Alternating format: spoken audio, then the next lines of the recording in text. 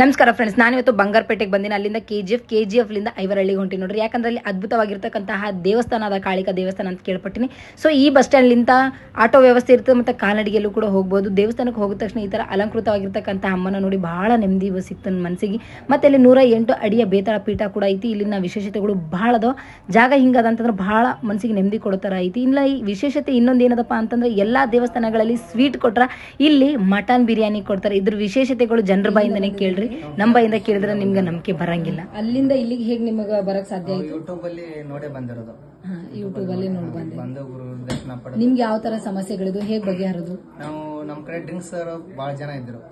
ಇಲ್ಲೆಲ್ಲ ತಂದು ಕುಡಿತಾವ್ರನ್ನು ಮನಸಾಗ್ಲಿ ಅವ್ರನ್ನ ನೀವು ಬಿಡ್ತೀನಿ ಅಂದ್ರೇನೆ ಬರೀಪ್ಪ ಅಂತ ಹೇಳಿ ಗುರುವಿನ ಆಶೀರ್ವಾದ ನೀವು ಮಾಡಿಸ್ತೀವಿ, ನಿಮ್ಗೆ ಔಷಧ ಕೊಡಿಸ್ತೀವಿ, ಅದನ್ನ ಬಿಡಬೇಕಂತ ಹೇಳೋಣ. 190 ಜನ ಏನ್ ಕರ್ಕೊಂಡ್ ಬಂದಿವಲ್ರಿ, ಎಲ್ಲರಿಗೂ ಪರಿಹಾರ ಆಗಿದೆ. ನೀವು ಡ್ರಿಂಕ್ಸ್ ಮಾಡ್ತಿದ್ರ ಮೊದ್ಲು? ಇಲ್ಲ ರೀ, ನಮ್ದು ಡ್ರಿಂಕ್ಸ್ ಅದೇನು ಅಂದ್ರೆ ಅವ್ರಿಗೆ ಕರ್ಕೊಂಡು ಬಂದಿದ್ರೆ ಬಂದು ಬಿಡಿಸಿದ್ರು. ಅಂದ್ರೆ ಅವ್ರಿಗೆ ಪರಿಹಾರ ಸಿಕ್ಕದ ಅಂದ್ರೆ ನೀವು ಆದ್ಮೇಲೆ ಅಂತ ಏನೇ ಅಲ್ಲಿ ಬಿಸಿನೆಸ್ ಅಲ್ಲಿ ಏನೇ ಅಲ್ಲಿ ದಂಧ ಒಳಗಾಲಿ ಏನೇ ಪ್ರಾಬ್ಲಮ್ ಇದ್ರು ಗುರುಜಿ ಹೇಳ್ತಕ್ಕ ಅವ್ರು ಮಾಡ್ಬೇಕು, ಸಾಲ್ವ್ ಆಗ್ತದೆ. ಇಲ್ಲಿ ಏನೇನ್ ಮಾಡಬಹುದು ದೇವರಿಗೆ, ಏನೇನ್ ಸೇವೆ ಸಲ್ಲಿಸಬಹುದು? ಸೇವೆ ಎಲ್ಲಕ್ಕೆ ತೆಂಗಿನಕಾಯಿ ಹೇಳ್ತಿರ್ತಾರೆ, ತೆಂಗು ಹೊಡಿಬಹುದು ಅಂತ. ಅವ್ರ ಏನ್ ಗಾಳಿ ಧೂಳಿ ಇದ್ರೆ ಮಂಡ್ಲ ಹಾಕಿ ಗಾಳಿ ಧೂಳಿ ತೆಗಿತಾರೆ.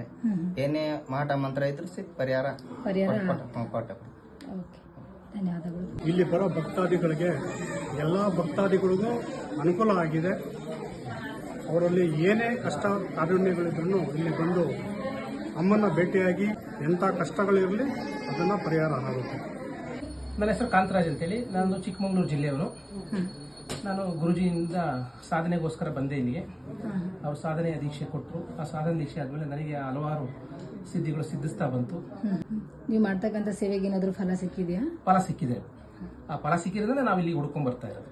ಅಂದ್ರೆ ಭಕ್ತರು ಏನ್ ಬರ್ತಾ ಇದಾರಲ್ಲ ಅವ್ರಿಗೆಲ್ಲ ಒಳ್ಳೇದಾಗ್ತಿದೆ, ಅವರು ಏನಾದ್ರು ಹೇಳ್ತಿರ್ಬೇಕಲ್ಲ ನಿಮಗೆ ಡೈಲಿ ನಮ್ಗೆ ಈ ತರ ಆಗಿದೆ ಆ ತರ ಆಗಿದೆ ಅಂತ. ಆ ತರ ಯಾವ್ದಾದ್ರು ನಾವು ಆ ನಿವಾರಣೆ ಮಾಡಬೇಕಾದ್ರೆ ಅವ್ರನ್ನ ಕೇಳ್ತೀವಿ ಒಂದು ಮಾತು.